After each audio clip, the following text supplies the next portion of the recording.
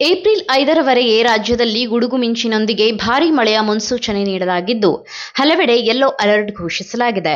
ಹವಾಮಾನ ಇಲಾಖೆ ಪ್ರಕಾರ ಈ ವಾರ ರಾಜ್ಯಾದ್ಯಂತ ಹಗುರದಿಂದ ಮಧ್ಯಮ ಮಳೆಯಾಗುವ ಸಾಧ್ಯತೆ ಇದ್ದು, ವಿಶೇಷವಾಗಿ ಸಂಜೆ ಮತ್ತು ರಾತ್ರಿ ವೇಳೆಯಲ್ಲಿ ಗುಡುಗು ಮಿಂಚಿನ ಆರ್ಭಟ ಹೆಚ್ಚಾಗಲಿದೆ.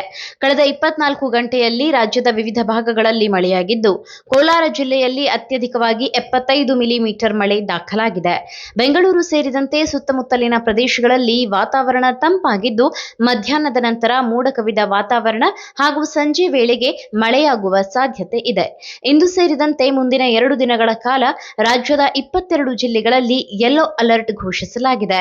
ಬಿಜೆಪಿ ಕಲಬುರಗಿ, ವಿಜಯಪುರ, ಬಾಗಲಕೋಟೆ, ಬೆಳಗಾವಿ, ಧಾರವಾಡ, ಗದಗ, ಹಾವೇರಿ, ಶಿವಮೊಗ್ಗ, ಉಡುಪಿ, ದಕ್ಷಿಣ ಕನ್ನಡ, ಕೊಡಗು, ಚಿಕ್ಕಮಗಳೂರು, ಹಾಸನ, ಮೈಸೂರು, ಚಾಮರಾಜನಗರ, ಮಂಡ್ಯ, ಬೆಂಗಳೂರು ನಗರ, ಬೆಂಗಳೂರು ಗ್ರಾಮಾಂತರ, ಕೋಲಾರ, ಚಿಕ್ಕಬಳ್ಳಾಪುರ ಹಾಗೂ ತುಮಕೂರು ಜಿಲ್ಲೆಗಳು ಈ ಪಟ್ಟಿಯಲ್ಲಿ ಸೇರಿದೆ. ಮಲೆನಾಡು ಭಾಗಗಳಾದ ಕೊಡಗು, ಹಾಸನ, ಚಿಕ್ಕಮಗಳೂರು, ಶಿವಮೊಗ್ಗ ಜಿಲ್ಲೆಗಳಲ್ಲಿ ಮಧ್ಯಾಹ್ನದ ಬಳಿಕ ಗುಡುಗು ಸಹಿತ ಮಳೆಯಾಗುವ ಸಾಧ್ಯತೆ ಇದೆ. ಉತ್ತರ ಒಳನಾಡಿನ ಬೆಳಗಾವಿ, ಧಾರವಾಡ, ಬಾಗಲಕೋಟೆ, ಹಾವೇರಿ, ದಾವಣಗೆರೆ, ಗದಗ, ವಿಜಯನಗರ, ಬಳ್ಳಾರಿ ಹಾಗೂ ವಿಜಯಪುರ ಜಿಲ್ಲೆಗಳಲ್ಲಿ ಸಂಜೆ ವೇಳೆಗೆ ಸಾಮಾನ್ಯ ಮಳೆಯಾಗುವ ಮುನ್ಸೂಚನೆ ನೀಡಲಾಗಿದೆ. ಗಾಳಿಯ ವೇಗ ಹೆಚ್ಚಾದರೆ ರಾಜ್ಯದ ಇತರ ಭಾಗಗಳಲ್ಲಿಯೂ ತುಂತುರು ಮಳೆಯಾಗುವ ಸಾಧ್ಯತೆ ಇದೆ. ಸಾಮಾನ್ಯವಾಗಿ 10 ರಿಂದ 20 ಮಿಲಿಮೀಟರ್ ಮಳೆಯಾಗುವ ಪ್ರದೇಶದಲ್ಲಿ ಈ ಬಾರಿ 60 ಮಿಲಿಮೀಟರ್ ತನಕ ಮಳೆಯಾಗಿದೆ.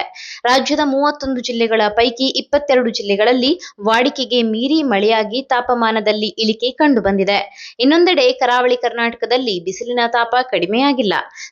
ಸಾಮಾನ್ಯಕ್ಕಿಂತ 1.6 ರಿಂದ 3 ಡಿಗ್ರಿ ಸೆಲ್ಸಿಯಸ್ ಹೆಚ್ಚಾಗಿ ತಾಪಮಾನ ದಾಖಲಾಗುತ್ತಿದ್ದು, ಹೆಚ್ಚಿನ ಆರ್ದ್ರತೆಯಿಂದ ಜನರು ಬೇಸರ ಅನುಭವಿಸುತ್ತಿದ್ದಾರೆ.